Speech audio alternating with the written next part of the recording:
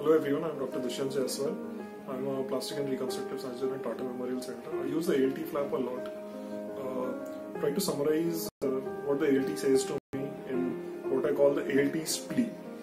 So here is how it goes. My name is ALT perfecta flap. All the vastus muscle is just a trap. I am not a musculocutaneous one. Those days are dusted and done. How to best utilize the variable anatomy is the question. Non-committal incision with freestyle perforator and pedicle dissection holds the solution. Perforator is all that matters. Relying on muscle to capture or to safeguard perforators often leaves me in shambles. If you wonder where to find the perforator with trust, look at the junction of deep fascia and septum between rectus femoris and vastus lateralis first. Cut the septum and search over vastus lateralis if you must. Where TFL ends in deep fascia, there is always one, viola. Size, course, pedicle of origin may be variable. It's where you look to avoid trouble.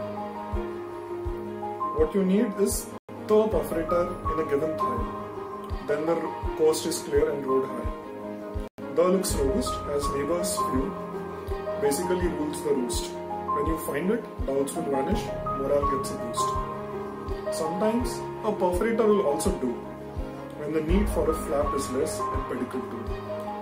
Just don't rely on perforator any, especially if they are teeny-weeny, even if they are many.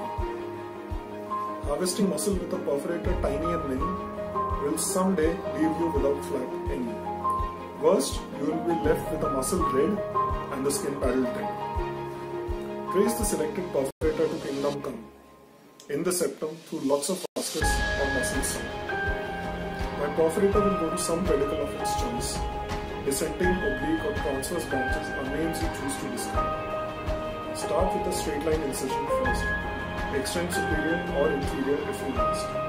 Curve medial for ANT, lateral for ALT. Sometimes TFL perforator is more just.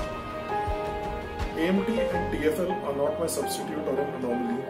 We rather complete and complement each other like a family. If they have the perforator, I don't. If I have the perforator, they won't. Choose either of us without flutters. We are made of skin, fat, fascia, pedicle and the perforators. Isn't it all that really matters? Please preserve all the nerves in the dissection game. It's not just cutting but traction and heat to cause the damage seen. Mercy, all the donor mobility gives me a bad name. There is also in picture a handheld Doppler. All it tells you is the presence of a perforator. Don't use it to infer its size, course or polar character. They often ask me how big a flap can one perforator support. The can handle a lot. A can play only small shot. Too much of any is likely to rot. Linking perforator vessels, choke vessels between perforasomes are an unpredictable lot. If you want to be really sure, perfuse all the perforators in the flap with anastomosis more. Turbocharge or preferably supercharge to assure. If you still need a flap larger or need big skin grafts for my side donor, please look at another site. No offense to my honor. Some even wonder how small flap can I do. My perforator sole is tiny, so can be the flap too. There are lots you can do with me. Make chimeras for odd defects to fit like lock and key. You can even harvest two of me from the same thigh, or thin them to look like a papad fry. I am just a weapon with possibilities lot. If you can't utilize me, blame me not.